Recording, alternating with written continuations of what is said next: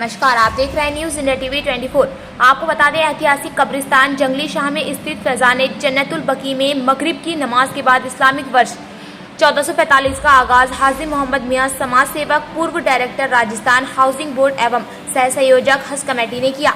मौलाना रौनक अली सलातो सलाम पढ़ा, इमाम हसन पर प्रकाश डाला। हाजी मोहम्मद मियां पिछले 2.5 वर्ष से अपने साथियों के साथ लेकर इस कब्रिस्तान में फैजान जन्नतुल बकी में प्रतिदिन कुरान की तिलावत के साथ साथ मगरिब की नमाज पढ़ाने के पश्चात फातिहा खानी करवाते हैं।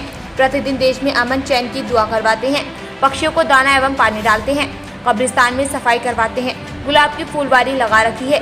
उन्होंने कहा, मेरी माँ मरहूम संजोबी की दुआएं मेरे साथ हैं और आज हम इस्लामिक वर्ष की शुरुआत 1445 की शुरुआत करते हैं।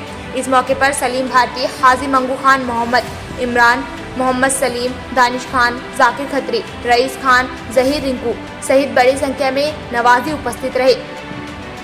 कोटा से संवाददाता दानिश भारती के साथ कैमरामैन जहीर खान की रिपोर्ट।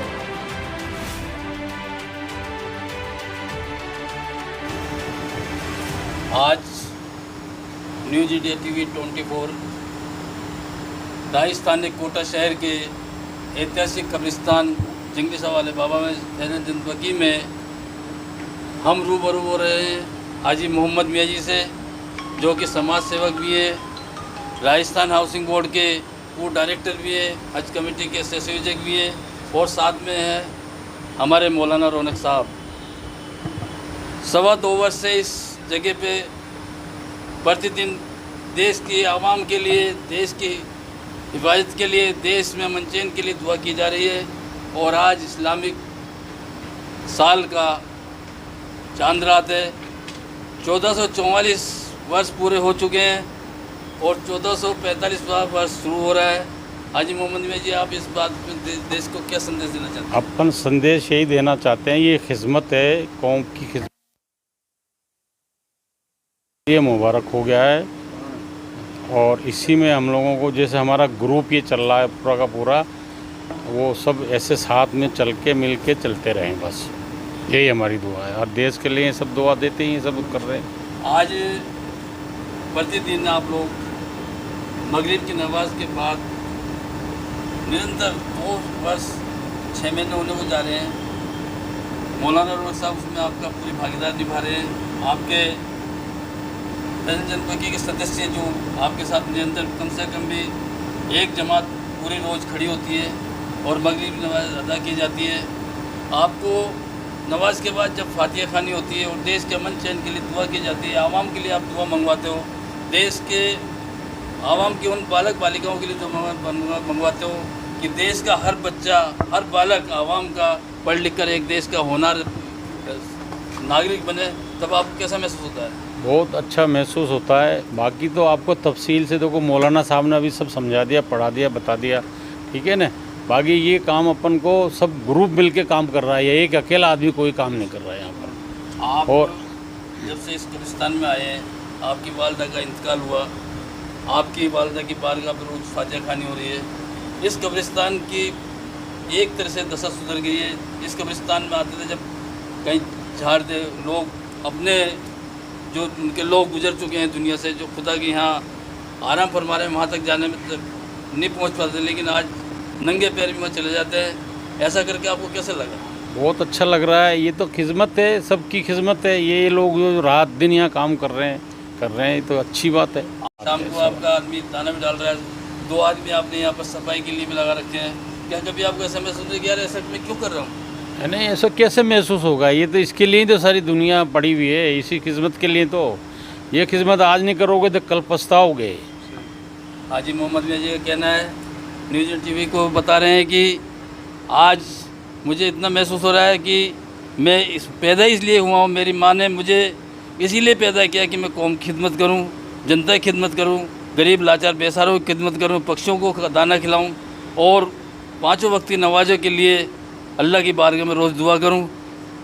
मौलाना रौनक साहब, आप क्या कहना चाहेंगे? अल्हम्दुलिल्लाह, आप सबको माह मुहर्रमुल हराम का महीना मुबारक हो।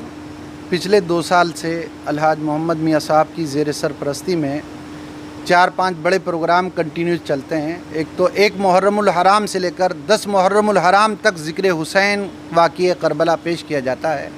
एक रबीउन नूर से लेकर के 12 रबीउन नूर तक हुजूर की पैदाइश के दिन तक कंटिन्यूस तक 12 दिन तक ज़िक्र रसूल मिलाद मुस्तफ़ा सल्लल्लाहु अलैहि वसल्लम पढ़ी जाती है। उसके बाद शाबान के महीने में बाकायदा 15वीं शाबान को तौबा की रात को एहतमाम किया जाता है।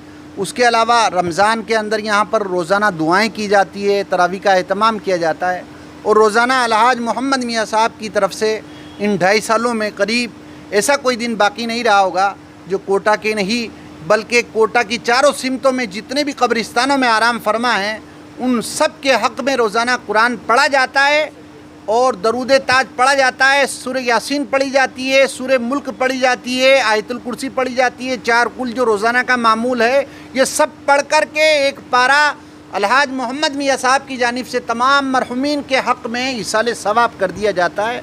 और ये सिर्फ़ दुआओं के लिए हैं कि अल्लाह राज़ी हो जाए, उसका रसूल राज़ी हो जाए और रोज़ाना तौबा इस्तग़फ़ार का एहतमाम होता है। मैं दुआ करता हूँ अलहाज मोहम्मद मियाँ साहब के लिए कि अल्लाह रब्बुल आलमीन इस माह मुहर्रमुल हराम के सदक़े में आपको सेहतमंदी के साथ उम्र दराज़ी अता फ़रमाए और जितने भी हमारे यहाँ जितने भी हाजिर होते हैं उन सब के लिए भी दुआ करता हूँ कि अल्लाह उनको सेहतमंदी के साथ कायम दायम रखे। शुक्रिया मौलाना साहब, आपने सूरह मुल्क के जिक्र करते हुए कहा कि हर दिन मुल्क की हिफाजत के लिए, मुल्क के मंजन के लिए सूरह मुल्क पढ़ा जाता है।